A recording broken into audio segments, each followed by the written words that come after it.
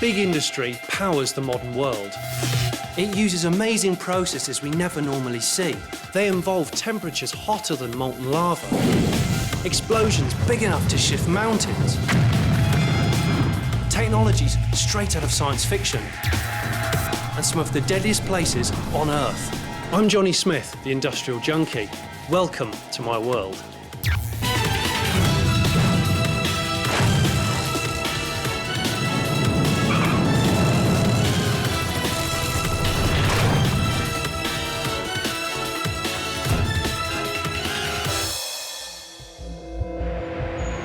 Roads. They cover 30 million kilometres of the planet's surface, enough to go to the moon and back 40 times. But how do you make a road? And how do you create a surface tough enough for massive lorries, yet smooth enough for the fastest cars? It's my mission to find out.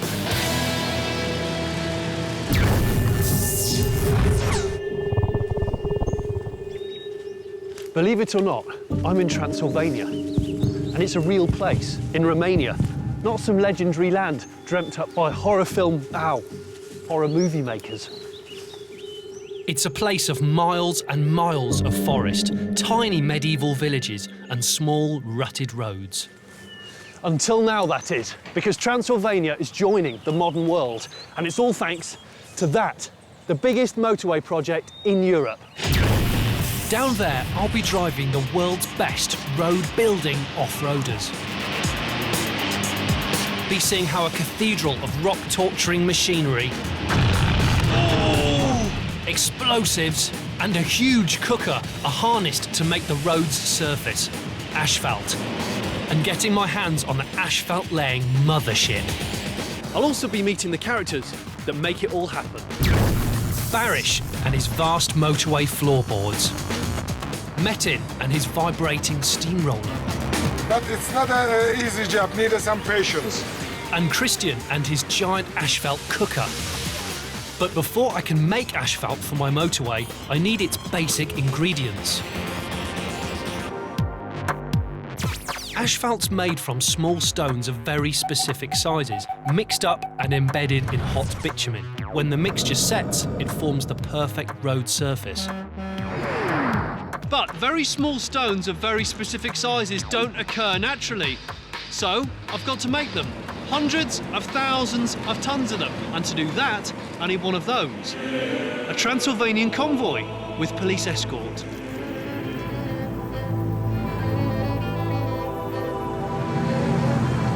So Orhan, let me get this right. Yeah. All of the explosives are in one truck? Yes, all the explosive is in truck right now. Yeah. Is that a good idea, though? Excuse me? Is that a good idea, having all the explosives in one truck? Yeah. Do you ever get nervous doing this? Because, I mean, look, we're like 4 meters away from 3.5 tons of explosives in a lorry. Yeah, but you know, in the beginning it was like this, but I got used to it and it's my job. But what about your wife and your family? Do they feel nervous? Yeah, my wife. My wife is all the time calling me. So it's live, the explosive in there? Yeah. That's live. Yes, yeah, sure. We're at the blast site now. They've opened the door to the explosives lorry. That's the smell. 3,500 kilos of explosives. And it's just weird looking at brown boxes of potential death. It's quite important that you really don't drop this sort of thing. Mustn't trip up. Mustn't trip up. No tripping up. Got to walk really, really well. Like the best walking I've ever done. Where do you want this one? Thank you very much. Pleasure to do business with you. That there is some explosives. Looks like dog meat.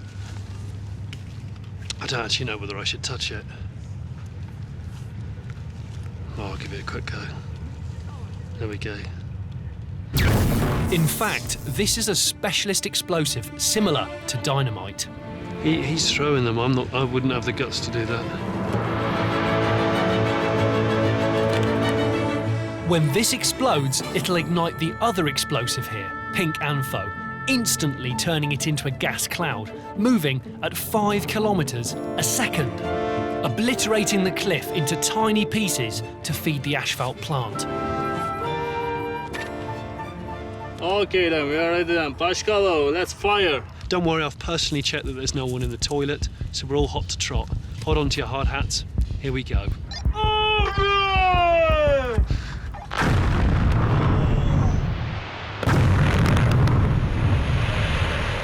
Mamma mia!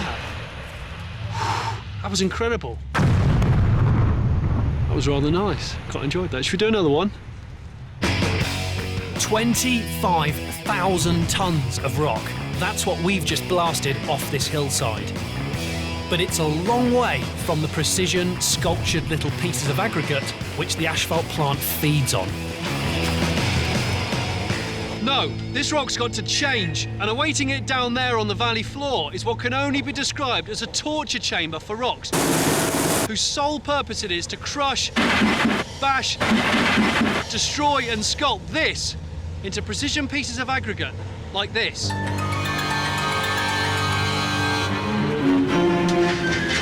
You've got to be seriously careful around here. There's choking dust, there's bits of rock flying everywhere, machines that will absolutely destroy you.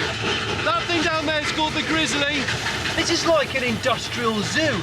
I'm with the zookeeper, and his name is Faik. How much of this stuff do you make every day? How much aggregate? About 5,000 tons. 5,000 tons every day. Is that 24 hours a day? Yeah, 24 hours. Wow. Faik, do you have a favourite machine in your zoo of metallic machines? This is my favorite machine. Vertical shaft impactor. It's great. Vertical shaft impactors. The name says it all. Built purely for destruction, they're giant spinning centrifuges that eat rocks and smash them against their spinning sides.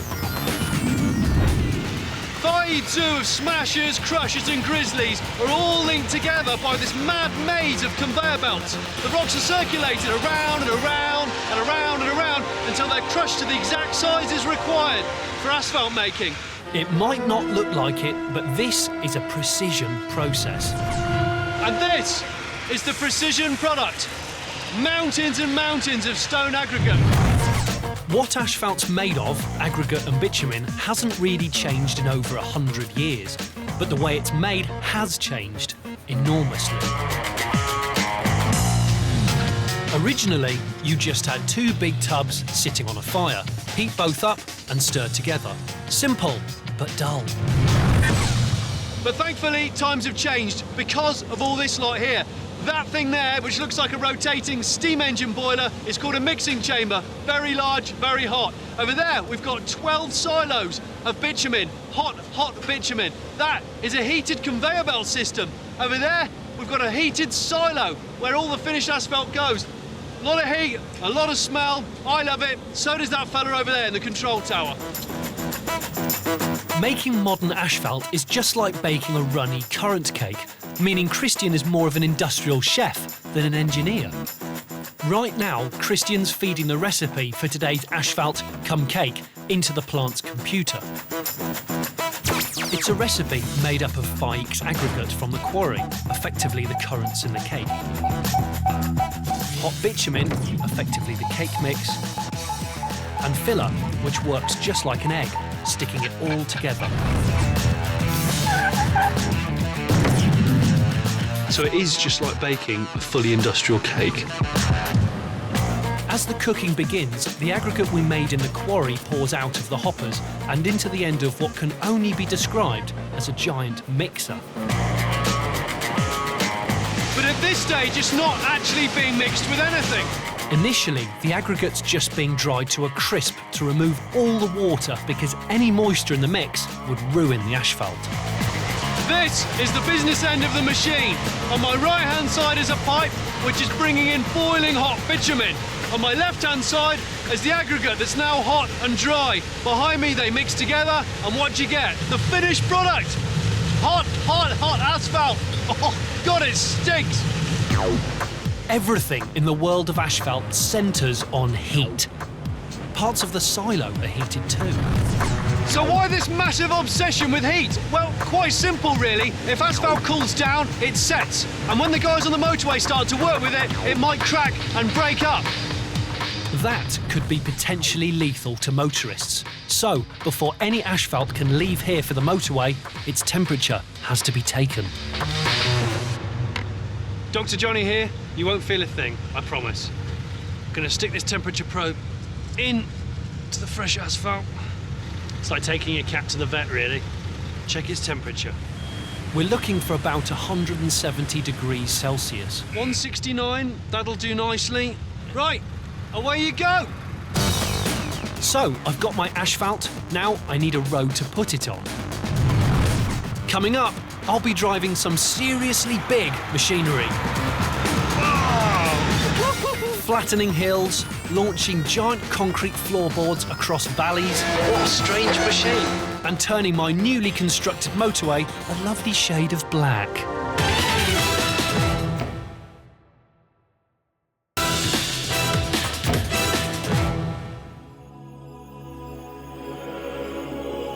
I'm working on the biggest road project in Europe.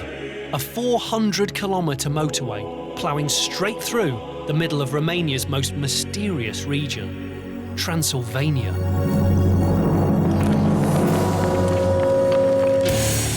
I've already made my own asphalt. God, it stinks! And now I'm building the road to put it on, a process that'll have me driving some of the world's biggest, most powerful off-roaders. Every boy's dream! A dozer! And an asphalt-laying mothership. The basic principle behind motorway building is to make your route as smooth and level as possible. In other words, ironing out all the lumps and the bumps.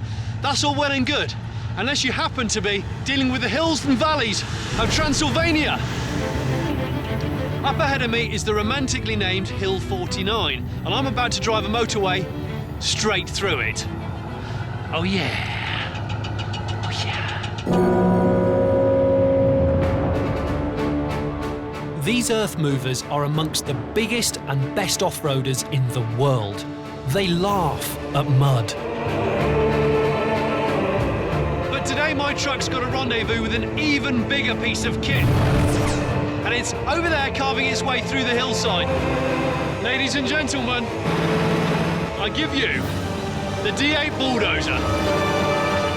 What a beauty.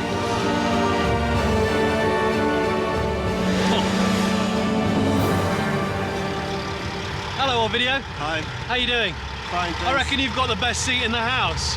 I guess so. This is every boy's dream vehicle. Is it hard to drive? No, not very hard. The technology is so advanced that everything is pretty simple.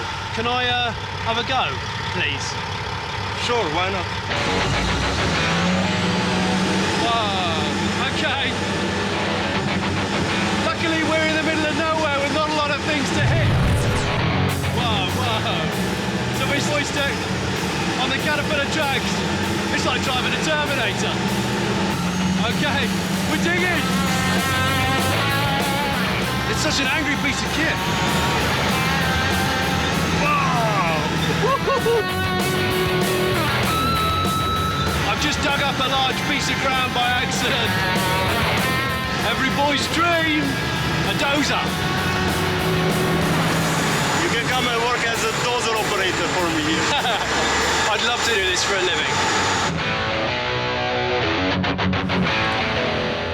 The mighty D8 is great for smashing through hills. But what do you do when you come to valleys, rivers and gorges? There are hundreds of them in the Transylvanian section alone. You can't just fill them in. You'd never have enough earth. So you stick up hundreds of these teeth-like piers instead and bridge them. But bridge them with what? With massive monsters like that. Utterly massive concrete UBeams, 37 metres long, 160 tonnes in weight, and each transported on its own purpose-built giant truck. Working like giant floorboards, these U-beams aren't just huge. But these are floorboards with muscle, and the muscle comes in the form of steel cables that are tensioned and they run the whole length of the U-beam. Massive hydraulic rams pull them tight, and when the concrete U-beams have set, the rams are eased and the cables cut, transferring all that tension energy into the U-beam, making it incredibly strong. And that's exactly what me and Barish are doing now. We're grinding through the tension cables and releasing the U-beam. Barish, these cables have been slackened off, which is letting me cut them. If I was to do this with the cables taut, what would happen? It's very dangerous, my friend. You have to release the tension first, because you will not only demolish the beam, but also ourselves. Okay, that's not good.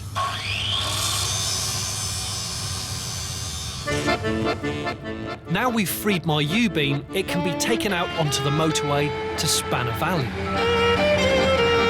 Cue the Elefanti, a self-propelled mechanical elephant. And yes, that's what it's really called. What a strange machine. It's this shape.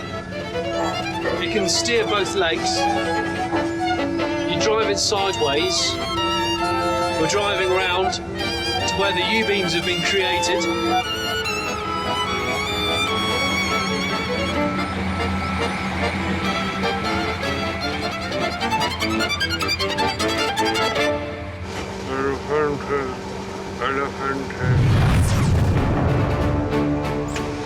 Okay, here we go, revs are up.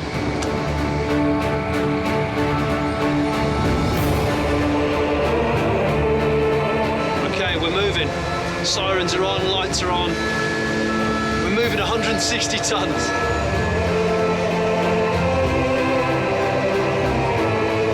Incredible. You can hear the creaking of the steel structure as it takes up the weight like a weightlifter. And there isn't just one Elefanti, there are two. My driver here is watching the other Elefanti driver all the time, making sure that they're working together, like a dancing partner on an industrial scale. This is just brilliant. Of course, it's not over yet. 10 kilometres down the mud motorway at the bridging point, another mad bit of motorway making kit awaits it. The so-called beam launcher. It grabs my giant U-beam off the transporter as if it's a little toothpick. Then, using a host of motors and cables, trundles it across the gap, drops it into place and bridges the valley, creating a motorway. Only it isn't a motorway, it's just a dirt road, fit for off-roaders.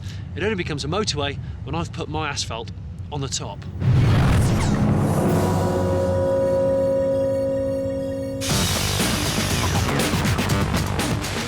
When I made my asphalt back in the asphalt plant, everything was all about heat.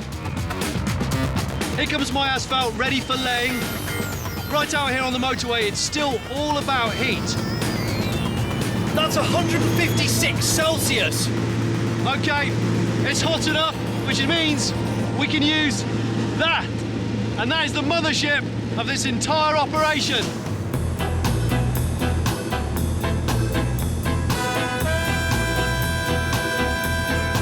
The paver is the hub of all of the motorway activity. You've got the lorries loading the asphalt in at the front and at the back. You've got rollers beaving away to make sure it's completely flat before cars can go anywhere near it. Alrighty, we are riding the mothership now on the paver. At the front you've got the lorry unloading its asphalt. It goes into the mouth of the paver, travels underneath where I'm stood and out through these corkscrew delivery systems. It makes sure that the distribution of asphalt is totally even. And then you can feel this whole thing's vibrating ever so fast, and it's shocking all of the asphalt down flat. Master of the mothership is Metin. In fact, He's master of the whole asphalting operation. How fast does this machine travel? 1 minute, our speed is 4 meters. 4 meters in 1 minute. 4 meters, yes. This vibration's making me want to go to the toilet. Tell me, how important is it to get a completely flat road? Of course, it's very important, otherwise you can feel the old ondulation when you drive on the road. This is exciting. We're making roads. I'm stepping on now. That is completely virgin tarmac. Never trodden on before. Still roasting hot. You can really feel the heat coming off this. I think my socks are melting. It's probably 150 degrees centigrade. And then behind it, you've got the guys in the rollers. It's their job to ensure the asphalt is completely flat. Okay, we're going forward. This is it. This could go quite badly wrong. I could be responsible for making the worst road in Transylvania. It's actually quite relaxing. It's quite a gentle giant, this, Yes, isn't exactly. But it's not an easy job, needed some patience. it? Patience, yeah. Now, obviously, we're rolling, and every minute the road is cooling. Right, Right, so we've got to make sure that it doesn't go too cold, otherwise you can crack the road. exactly. Easy does it. Might hang my arm out the window, pretend I know what I'm doing. Bar a couple of white lines behind me, cars will be driving on this soon. No pressure then.